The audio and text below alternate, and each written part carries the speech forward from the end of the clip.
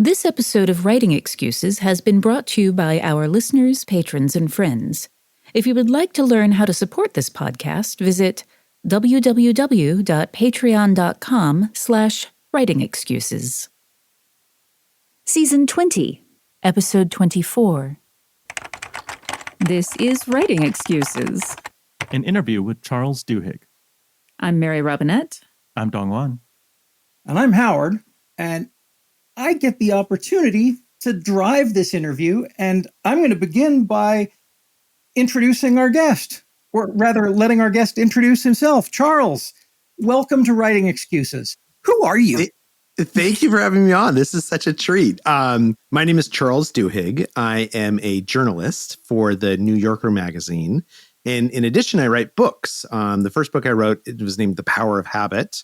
And then the most recent book I wrote was named Super Communicators. And I just finished Super Communicators yesterday. And there's a thing that you wrote that I actually highlighted because it resonates so well with something I already believe. And I think it dovetails nicely with our topic today. And that thing is, it's a set of skills. There's nothing magical about it. I love that. And this was in the context of someone who has learned to talk to other people in order to elicit information from them so that I think they can become spies. Right. But what we're going to talk about is how to engage with other people in order to pitch your book to them, in order to, get an agent or a publisher or a bookseller even to... Or just a reader. Or just a reader. Those are if you're hand selling your stuff, you have to be able to have these kinds of conversations where you engage with other people, and for whatever reason, they like you and they want to read what you wrote. Yes, and I love that you picked up on that one idea that communication is a set of skills, because it's kind of like writing. Right? Like nobody is born knowing how to be a great writer. It's something that you learn by reading and by writing yourself and getting a good editor. Communication is exactly the same thing. And particularly when it comes to pitching your book, that is not something anyone is born knowing how to do. It's something that you learn to do because you have literary agents who help you out, and you have editors who say, like, I like this idea, but I don't like that so much. And it's a process of evolution. And so if someone is listening who feels like they're not good at it right now, that does not mean you're not going to be good at it forever. It just means you have to learn the skills and practice them. 100%. The good news about it being a skill is that you can practice it and improve it over time, right? And I think writers have such a dread when this topic comes up, and they want their agent to take care of it for them. They want their editor to take care of it for them. And to some extent, that does happen, right? We're here to support that process. We're here to help you figure that out and hone that message. But you kind of have to be compelling to get an agent in the first place, right? And then you have to continue to be compelling in how you talk about your work when you meet booksellers, when you meet readers at any event that you do, right? And so, you've got a couple books under your belt at this point. What was that process like for you? I mean, was it difficult to transition from knowing how to pitch in a business context or knowing how to pitch as a journalist to doing it on a book project? Or was it all just kind of the same skill set that you'd already developed? It's kind of the same skill set. So one of the things, I was at the New York Times when I sold The Power of Habit, and I was an investigative journalist. So my job was really to get people to tell me secrets, right? To get them to tell me things that they don't necessarily want to tell anyone or want to have their name behind. And a lot of that is about communication. It's about building trust and saying, look, let me explain to you why I'm excited about this, why I'm interested in this, what's going on. And I wrote a story for the New York Times Magazine about the psychology of credit cards, because there's all these psychological tricks that debt collectors learn to go after people. And I wrote that piece, and I got an email from a junior guy who worked at the Wiley agency saying, hey, have you thought about turning this into a book? And so I emailed him back. I said, no, but it turns out I've been working on a proposal for a year. I'd love to come in and tell you about it. And so I met with him and Scott Moyers, who's now the publisher at Penguin, but was then a literary agent. And I think the thing that got them interested was I was just so excited about habits. Like I was so excited to say, like, I was a reporter in Iraq and I got embedded with this army guy and he told me all about habits. And then I started looking it up at home. And like, it turns out it's something you can like basically fiddle with the gears and change the habits in your life. And I don't understand why I'm so smart, but I can't lose weight. And I think it was just, it was my enthusiasm, my clear passion for it that got me over the first hurdle, because I think that's what a reader is looking for and a publisher is looking for and an agent is looking for. They are looking for someone who is so passionate about this that they cannot wait to tell you all the amazing things that they've learned. You mentioned that, you came in for a meeting with them, right? You sat down with Scott, you sat down with this younger agent and sort of pitched your idea, and that it was your energy in the room, that enthusiasm that kind of, you felt like caught their attention in a certain way. It's a little unusual to be pitching in person, right? I think that's like maybe your status in New York Times, writer at that time. For I think newer writers who are trying to get that across on the page, do you see differences or advantages to pitching in person versus, purely over an email? Like, how do you see that process differing, over the course of your career? So it's always great to get in person if you can. Like I try and do everything in person, including interviews with sources. That being said, that's not practical all the time. And I think the other thing that happened is before I walked into that office, I sent them a copy of my proposal. And this is, I think, unique to nonfiction, because I think fiction is very different. But in nonfiction, the way that you sell a book, as you know, is you write a proposal and then they give you an advance on the proposal. And you essentially use that advance to go write the book, right? The proposal is like a roadmap of what you want to do. Now, there's a lot of people who will say like, oh, like write a 5 or 10 page proposal and, just don't spend too much time on it. I actually believe the exact opposite. So when I wrote my proposal for The Power of Habit, it ended up being about 76 pages long. It was about 22,000 words. And I spent an entire year working on it, while I was working at the time. So it wasn't full time, but it was a lot of time. And the reason why I thought that was important was because I wanted to give them a taste of what the book will be like. Right. Like I wanted to actually give them like something. And also you have to do that work yourself. You got to figure out what the roadmap is. You need to know what you're going into and what kind of stories you're looking for. And so I think when it comes to reaching out to agents and publishers, we put a lot of attention on getting together. We put a lot of attention on the cover letter, but actually having a great proposal is really essential, because many people write a proposal as if they're writing a memo on what the book is going to be like. But the best way to show what the book is going to be like is to write in the manner that the book is going to be like, right? To like 100% tempt them. I think that this is not actually as different from fiction in some ways as it looks on the surface, because like we don't get to write the proposal, we have to just write the book. But the thing that we do have to do is to hook them on our query letter and our synopsis. And that's, I think, where a lot of people get so frightened, because it's really daunting to take this enormous idea and try to narrow it down, essentially retelling the same idea, but in extremely condensed form. And I think what you were saying about a taste of the book and a roadmap is very much like when I, not being an agent, but when I'm looking at student query letters, I often read them. I'm like, this feels nothing like the pages that you have written. And so you're telling a false story. Yeah, I think it's really essential, because I also think that the thing that we're screening for is we're not just screening for topic, right? We're not just screening for background of the person. Even when I'm reading, I'm screening for voice. Like I want to know that this person is coming into it with this complete world that's already been imagined and is so rich and is so vital that it's just, they're going to pick me up and carry me along. And if we write a cover letter that doesn't have that voice, that doesn't sort of like play with us the same way that the book plays with us, then what we're doing is we're basically sort of shooting ourselves in the foot, I think.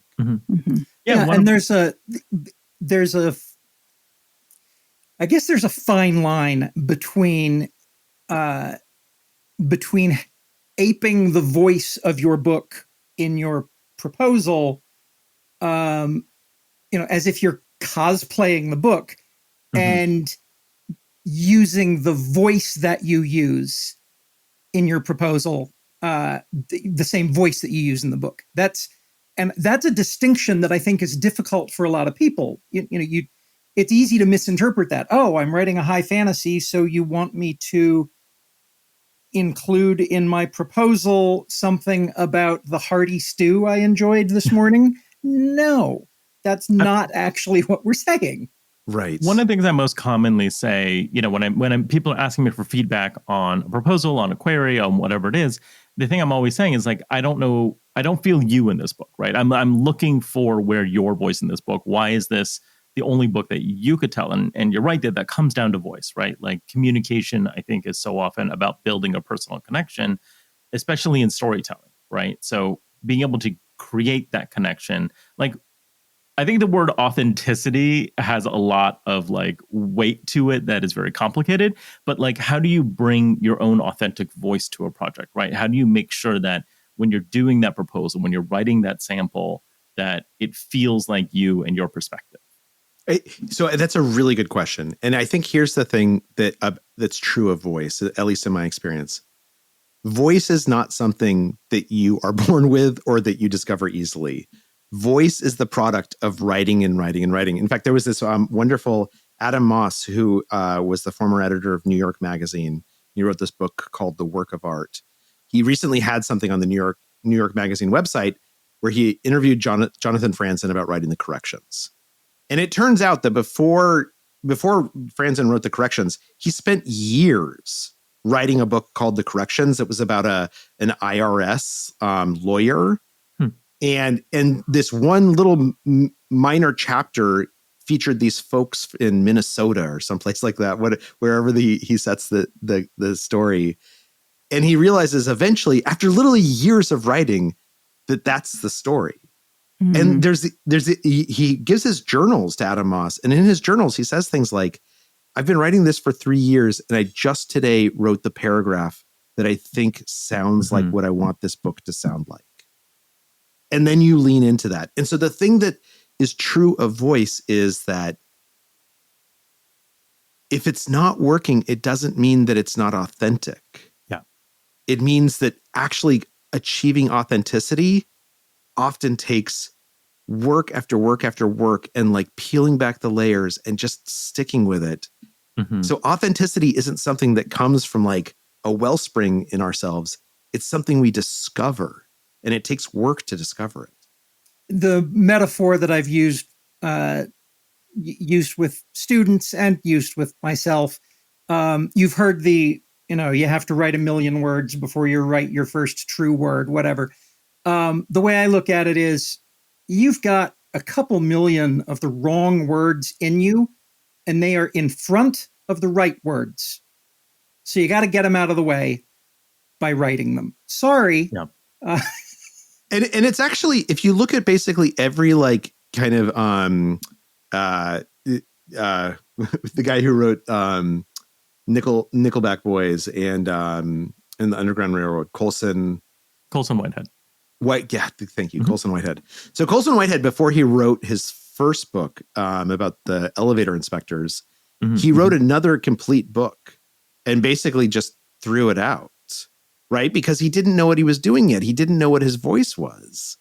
And if you look at every single author, it's kind of like this. I've been reading this like crazy science fiction thing recently, and I loved it. And I went back to some of the early books, and they're terrible. They're just absolutely awful. Because this guy didn't figure out until his like third or fourth book how to do this. And that's okay. I was about to ask which one, and now I realize why maybe you weren't revealing that right off the bat. I'll actually say it because it's called Carl the Dungeon. Oh yeah. Yeah, it's like or Dungeon Crawler Carl. Yes, right, and it's just like it's super fun and it's like great, and his early books are not. Yeah, but I will say that it's going back to what you talked about at the beginning, that it is what we're talking about are skills, and what we're talking about are practice. It's not just that you have to write 1 million words, that you have to do it some intentional practice. You have to look at identifying what the mistakes are. You have to read intentionally. You have to do all of these things in order to hone those skills. Otherwise, there's the aphorism, practice doesn't make perfect, practice makes permanent. Yeah. And in fact, in the academic literature, there's this thing known as deliberate practice. Mm-hmm. Erik Erikson was this philosopher who spent his whole life looking at why people are exceptional. He found that deliberate practice was one of the key ingredients. And the thing that's interesting about deliberate practice, whether it's writing or playing tennis or playing golf, it's not supposed to be fun. Like the practice doesn't feel interesting and like you're letting your soul free. The practice feels like work. Yeah. Because what you're doing is you're saying, I'm bad at this. I'm going to do it again and again and again. I'm not going to do the stuff I'm good at. I'm just going to do the stuff I'm bad at again and again and again until it just gets a little bit better. Yeah, one of the things that I love about Erikson's work, and I applied it to myself a lot, cartoonist for 20 years, daily, had to go fast. Once you're getting paid to do a thing, what you begin practicing is all of the shortcuts that allow you to keep getting paid, rather than learning to do the really difficult things that nobody's ready to pay you for. And I mean, once I read that, this was, I think, back in 2008, I remember looking at my artwork and thinking, oh, well, if I ever want to get better, I have to draw stuff that doesn't go into tomorrow's comic. I have to draw stuff for practice. Wow, what a waste of time that's going to be. Now I'm sad. Yeah, I mean, I think... Oh, go ahead. Sorry. It's at the core of how we become great, right? Yeah. I mean, I think in some ways it's actually this enormous... I know that people, they'll write a book or they'll write a proposal and it won't sell and they'll be so discouraged. But actually, you've been given this enormous gift, which is you have been given feedback on what's working and what isn't working. Mm-hmm. And by the time you publish, by the time you hit the main stage, you want to be at your best. You don't want to be learning. Like when I got to the New York Times, you don't want to be learning how to do journalism at the New York Times. It's much better to learn that at smaller papers so that you're ready to, like, for prime time when you get there. And so it's actually, instead of being a discouragement, I think it should be this gift to think that, like, look, I just did this amazing thing and now I know how to do it better.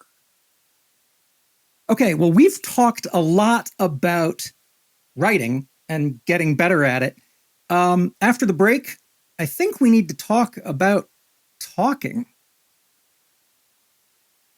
If anyone listening is interested in learning more about the science of communication, why some people seem to be able to connect with anyone and others, sometimes we struggle with it, let me recommend my book, Super Communicators. And what I've tried to do in it is I've tried to tell a series of stories about CIA spies and how the Big Bang Theory, the TV show, became a hit. But embedded in those stories is a set of skills that make us great communicators. And at the core of this is kind of what we're learning in neuroscience about communication, which is when we're having the same kind of conversation as other people, we manage to connect with them. We manage to become what's known as neurally entrained. And so for anyone interested, I would love to encourage you to read Super Communicators and then to tell me what you think. Between drafting your new novel, building your lore Bible, or meeting with your critique group, who has time to stress about website security? As a writer, your website is your digital face to the world that lets people know about your work and where they can find it. Securing your website means less stress about anyone disrupting that important outlet. Kinsta offers managed hosting for WordPress with lightning-fast load times, enterprise-grade security, and 24/7 human-only customer support. They're available in multiple languages and ready to assist regardless of site complexity. It's complete peace of mind knowing your WordPress site is always secure, online, and performing at its best. Kinsta provides enterprise-grade security and is one of the few hosting providers for WordPress with SOC 2 and other certifications that guarantee the highest level security for your website. And Kinsta customers can experience up to 200% faster sites by simply moving their WordPress sites to the platform. They even have user-friendly custom dashboard called My Kinsta that makes managing your site or multiple sites a breeze. And if you're moving from another host, they offer unlimited expert-led migrations to ensure a smooth transition so you won't experience any downtime. Ready to experience Kinsta's hosting for yourself? Get your first month free when you sign up at kinsta.com today. It's the perfect opportunity to see why Kinsta is trusted by thousands of businesses worldwide to power their websites. Visit kinsta.com to get this limited time offer for new customers on select plans. Don't miss out. Get started for free today. As promised, let's talk about talking. Super Communicators is fundamentally about having conversations with people where it's a conversation that's meaningful. And as I read the book, I loved it because you started naming, you gave names to some things that I kind of instinctually do or had learned how to do, which hopefully will make me better at it. As my friends, I'm sure, will tell you, I'm not very good at it. I'm terrible fun at parties, or anywhere else. This is not true. Deeply not true. I put on my best face for Mary Robinette. When you are meeting with someone and you need to have a negotiation, when you are meeting with them, when you're doing what we call a cold conversation, and it's important, I want to know what your toolbox is like. I mean, I've read the book, so the book is its own toolbox. But what's your personal toolbox for that kind of a circumstance? Yeah, it's a great question. And I'll let me give a little bit of theory and then I'll answer the question with specific skills. So one of the things that we found, this kind of started when I was falling into these bad conversation patterns with my wife, where I'd like complain about my day and she'd give me advice on how to improve it. And I would get upset that she was giving me advice and not telling me like how righteous I was. And so I went to all these researchers, neuroscientists, and I asked them, like, what's going on? Like, I'm a professional communicator. Why do I keep making the same mistake again and again? And they said, well, we're actually living through this golden age of understanding communication. And one of the things that we've learned that we tend to think of a discussion as being about one thing, right? We're talking about my day or the kids' grades or where to go on vacation. But actually, every discussion is made up of different kinds of conversations. And those kinds of conversations, they tend to fall into one of three buckets. There are practical conversations where we're making plans or solving problems. But then there's emotional conversations where I tell you what I'm feeling, and I don't want you to solve my feelings. I want you to empathize. And then there's social conversations, which is about how we relate to each other and society and the identities that are important to us. And they said what's really critical is to be having the same kind of conversation at the same moment. That if you're not matching each other, then you're like ships passing in the night. You can't really connect with each other. You can't even really fully hear each other. Mm-hmm. So then the question becomes, okay, so if I walk into a negotiation or I walk into even just an everyday conversation that's a little tense or a little meaningful, what do I do to figure out what kind of conversation mindset you're in, and how do I match you and invite you to match me? And there's actually a technique. Tell me what you do. There's a technique for this that psychologists have studied for a while now, which is asking deep questions. Now, a deep question is something that asks you about your values or your beliefs or your experiences. And that can sound a little bit intimidating, but it's as simple as like if you meet a doctor, instead of saying, oh, what hospital do you work at? Saying, oh, what made you decide to become a doctor? Like, what do you like about, what did you enjoy most about med school?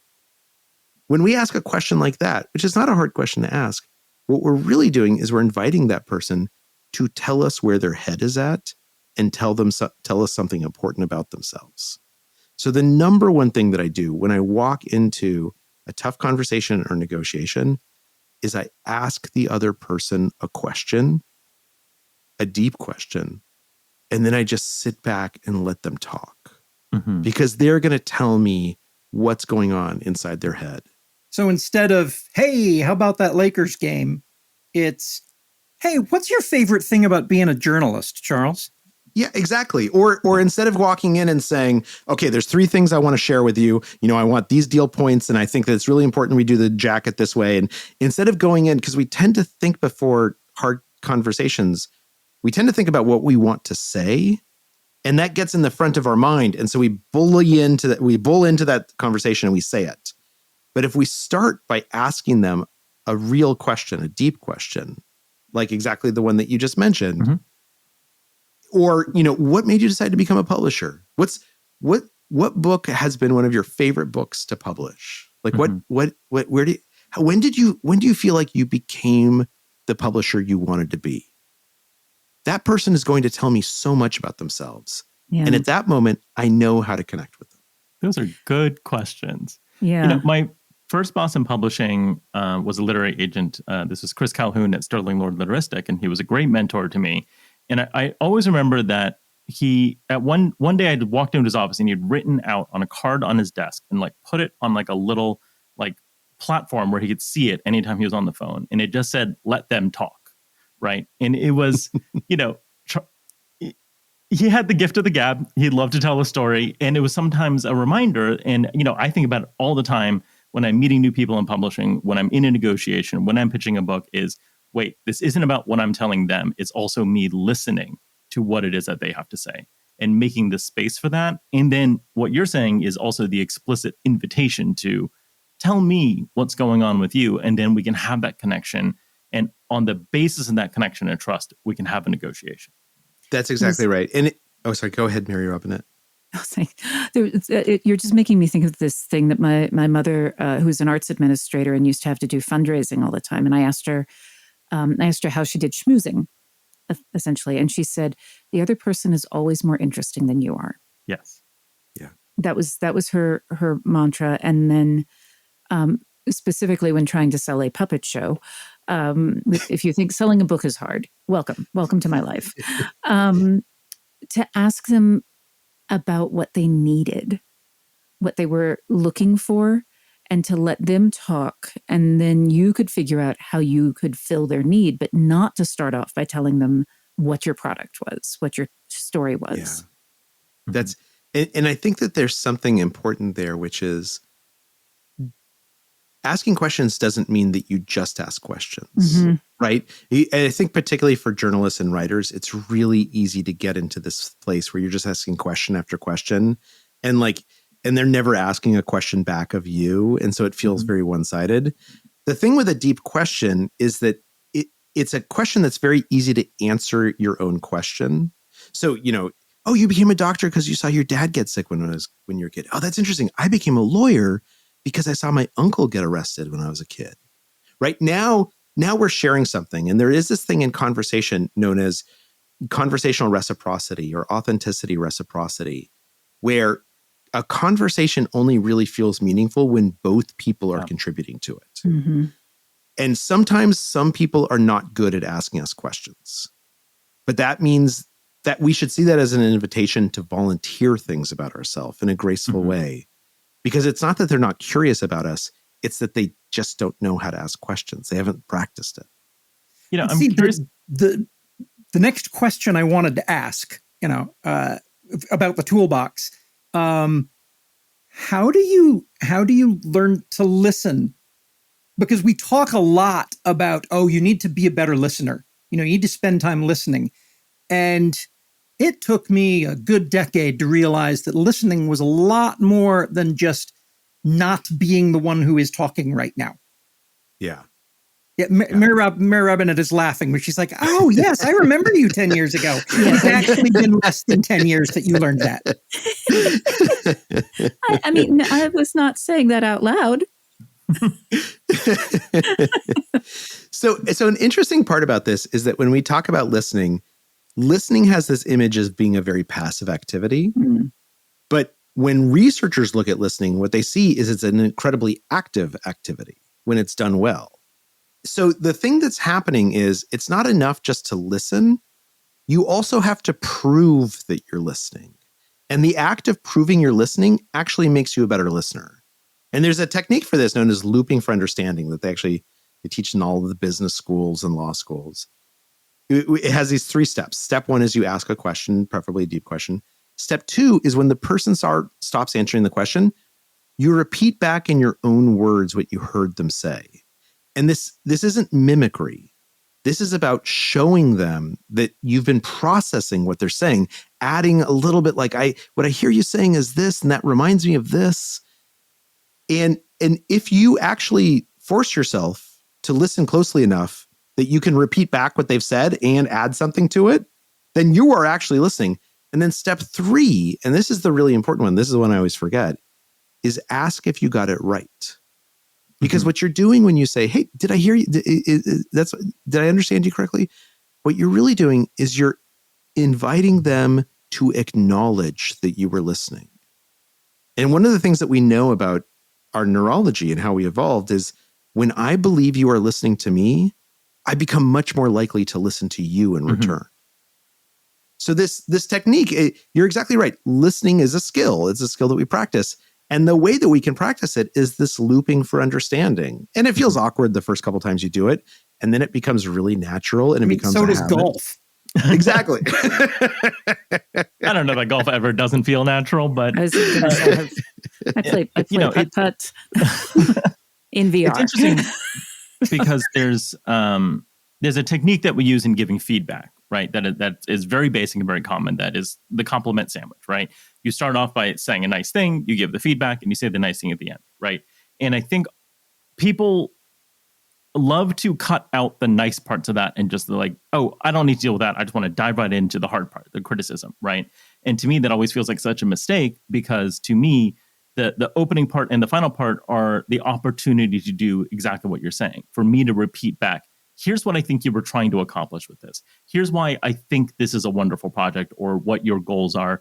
And, that opportunity for them to make sure that we're in alignment about what our goals actually are in this conversation we're having about how to work on your project, how to improve your writing, right? And so whenever I see people cut out the compliment parts of the sandwich, I'm always so frustrated because I'm like, no, that's the part that's really important. That's more important than the feedback in a lot of ways, is understanding that we're on the same page and moving towards the same goal.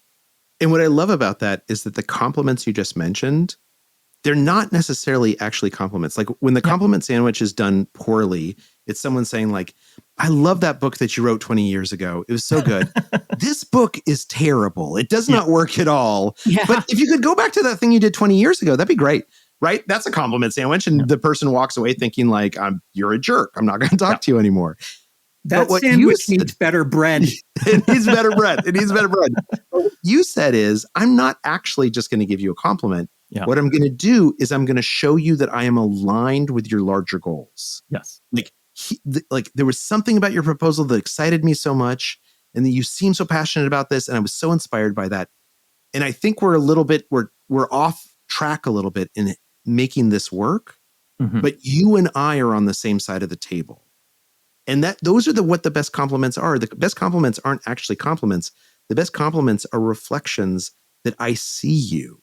And in seeing you, we become aligned. It's such a useful technique in negotiation as well. Whenever I'm negotiating a book contract, a lot of times I will take a breather in the middle of it if we're up against some particular deal point and just remind everyone that we're trying to do this thing together, right? We all want to publish this book. We want to publish this book together, and we want to make this work for the writer and for the publisher so that everyone is winning, right? And so I think reminding everyone that we all want the same things. And I think even when you're thinking about writing a query letter to an agent, starting from the place of, I want to find a great project. You want me to find a great project, that project being yours, right? We're all kind of working towards the same thing, even if maybe it doesn't work out in this particular moment. But I think remembering that we all have sort of the same goals and are on the same side of things can be a really useful trick in literally keeping things from becoming adversarial. Yeah. And I think one thing that's really important about that you just mentioned is it gets to what the goal of a conversation is, right? The goal of a conversation is not for me to impress you that I am so smart, or that I'm right and you're wrong, or that you should like me, or you should think that I'm smart. The goal of a conversation is simply to understand each other. Yeah. To ask you questions that help me understand how you see the world, to speak in such a way that you can understand how I see the world. And if we walk away from a conversation completely disagreeing with each other, saying, I'm not going to vote for your guy and you're not going to vote for mine, or walk away saying, that sounds like a great book, but it's not a book I want to publish, that's not an unsuccessful conversation if we genuinely understand each other. Because eventually we will find the person who agrees with us or who wants to publish our book, but we'll only be able to connect with them because we're focused on understanding each other as opposed to just impressing each other. Yeah. I think that might be a beautiful place for us to wrap up, because at this point, hopefully our listeners have understood the conversation that we're having and are ready to go have some conversational adventures of their own. But before we go, Charles, do you have some homework that you'd like to I would saddle love our to, poor listeners with? I would so can I give 2 pieces of homework and Yeah. you folks can choose? You can give So 3. the first piece of homework that I would give is to say, tomorrow, ask someone a deep question that you might not usually ask a deep question of, right? If it's your kids, instead of asking, how was your day? Ask them, I noticed that you really like Jasper. It seems like you admire him. What do you admire about Jasper? Or a coworker or a stranger on the bus. It feels scary in theory to ask a deep question until we actually do it. And then we see how easy it is. And then homework for writing is getting back to this voice question. Write one paragraph that is terrible, just pointless. There's nothing's going on, but that you feel like indulges some aspect of your voice. Maybe it's funny, maybe it's wry, maybe it's sad. Just do something completely pointless. Set that paragraph aside for a couple of days, come back to it, and I promise you, you're going to see something in there that surprises you at how good it is. And that is a little bit of that's the pebble on the path to finding your voice. Thank you so much, Charles Duhigg, Super Communicators. We've enjoyed the interview, and fair listener, you are out of excuses. Now go write. Writing Excuses has been brought to you by our listeners, patrons, and friends. For this episode of Writing Excuses, your hosts were Mary Robinette Kowal, Dongwon Song, and Howard Taylor. We were joined by our special guest, Charles Duhigg. This episode was engineered by Marshall Carr Jr., mastered by Alex Jackson, and produced by Emma Reynolds. For more information, visit writingexcuses.com.